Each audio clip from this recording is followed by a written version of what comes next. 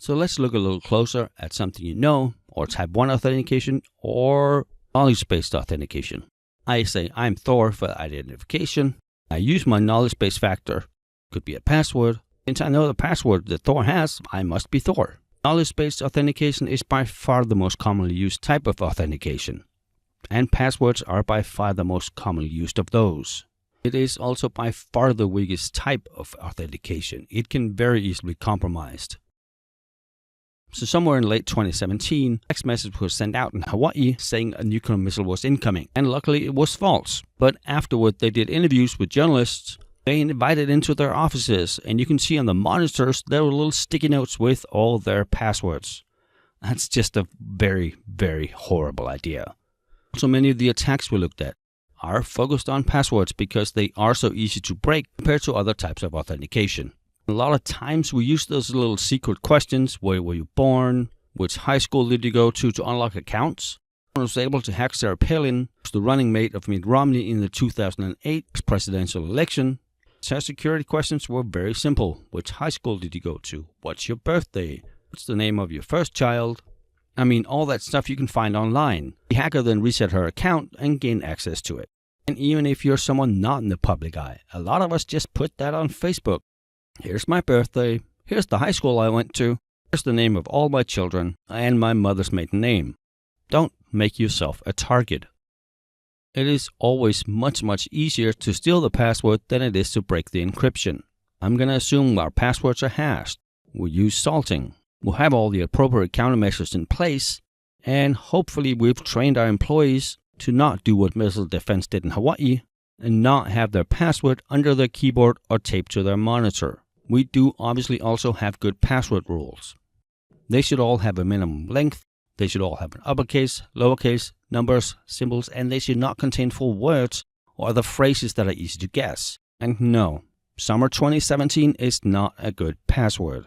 Especially not if the previous one was spring 2017. Then our passwords should have an expiration date, and we have a reuse policy where users can reuse the last 12 or 24 passwords. And we also have a minimum age on passwords. So you can't change your password again after you changed it for another 3 or 5 or 10 days. Otherwise, Bob will change his password 24 times so he can get summer 2017 as his password again. And we never allow people to put things in passwords that are full words. Pets, children, family members, significant other, anniversaries, birthdays, birthplace, favorite holiday, or your sports team. They cannot be used in your password. And we have talked about key stretching before. It is part of our layered defense, where whenever I try to log into a system, it adds another half a second, 2 seconds to each login, effectively making brute force an ineffective attack vector, because they need to try millions of times probably. And millions times 2 seconds is way too long. They'll find some other way to attack us. So to fight brute force attacks, we can limit the number of times people can try to log in. And brute force uses the entire key space. Every possible combination on a keyboard will use, sometimes in order, sometimes not, depending on if they have any information about our passwords. Given enough time, any password will be broken. But if that time is 300 years, it doesn't really matter. And it is effective against all key-based ciphers, except maybe the one-time pad. It would technically in the end decrypt it, but it would also have so many false positives, you would have no clue which one was the right one. So it can be broken, but it doesn't really do anything. Then we have dictionary attacks. And this is exactly why we don't allow our employees to use passwords that contain dictionary words. Again, winter 2017, no. If an attacker knows the user uses dictionary words with a number at the end, you don't need to brute force anything anymore. They just have a precompiled list and try to break your password with that. And then rainbow tables. I've seen some that are huge.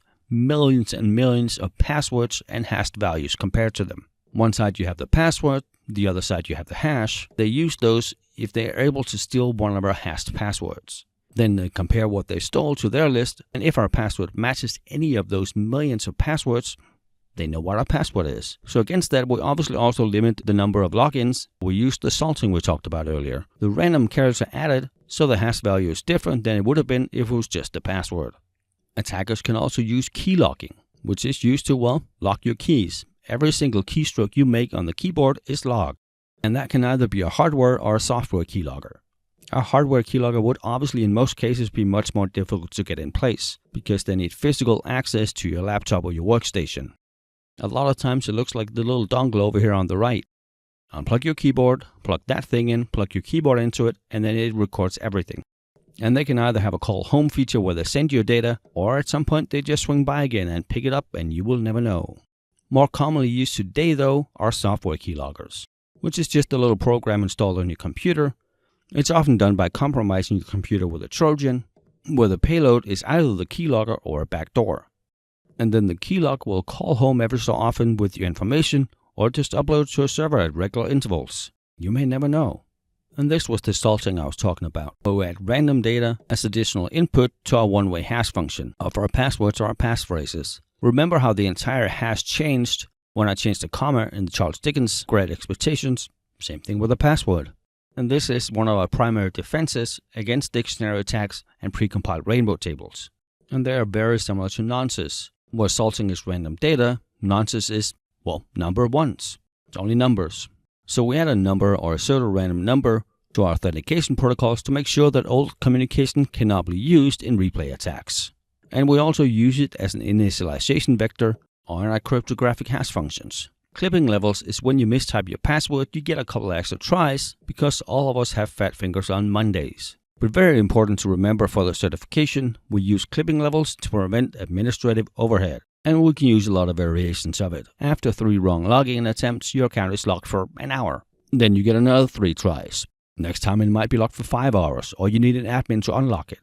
Or you have some smart backend system where you can type in secret questions, some of the knowledge-based factors you have, and you can unlock the account yourself. But then there is an insane amount of information about all of us out there in the public domain. So if we do implement something like this, it should at least only be within our own organization.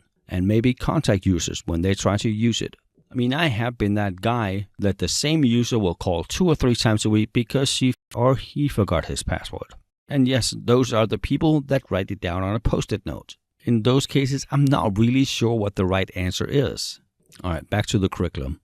So to authenticate fast, a lot of our systems have the hashed values of our passwords stored on them. If we're not using salting and an attacker gets one of those passwords, this is where they can use their rainbow tables and see if they can find a matching hash value for our password. And obviously, we never ever store passwords anywhere in plain text. And we shouldn't even store plain hashed values either. We need that salting, because attackers very often are smart people. They will find the weakest link in our chain and exploit that. And it is often the users, which we can do something about with the training, but we can definitely do something about our systems. These are the official recommendations by the US DoD and Microsoft. The system should remember the last 24 passwords. A password should not be over 90 days. At 90 days, it expires. We should have a minimum passwords age of 2 days. This prevents Bob from changing his password 24 times to get back to the old one. Passwords should at minimum be 8 characters. Passwords should meet complex requirements, equals true. This is the uppercase, lowercase, number, symbol, and then passwords should not use reversible encryption. Remember, hashing is a one-way function. It's not reversible, whereas asymmetric and symmetric encryption is.